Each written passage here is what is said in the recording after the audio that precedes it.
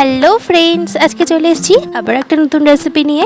আজকের রেসিপিটা খুবই স্পেশাল। আজকের রেসিপিটা হলো রথযাত্রা স্পেশাল গজার রেসিপি। আগের বার তো আমি খাজার রেসিপি শেয়ার করেইছিলাম, তাই এবার তোমাদের সাথে গজার রেসিপি শেয়ার করছি। প্রথমে এক বাটি ময়দা, এক বাটি সুজি, অল্প খানিকটা নুন আর রিফাইন্ড অয়েল দিয়ে ময়দাটা খুব ভালো করে মেখে নেব। আর 20 মিনিটের মতো আমি এটা রেস্ট করতে দিয়ে দিয়েছি।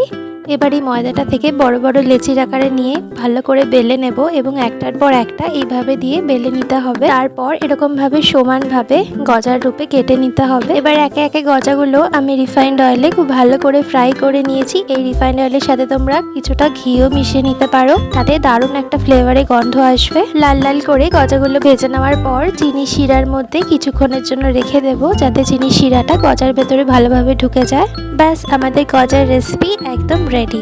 তোমাদের যদি রেসিপিটা ভালো লেগে থাকে তাহলে অবশ্যই লাইক আর সাবস্ক্রাইব করে দিও।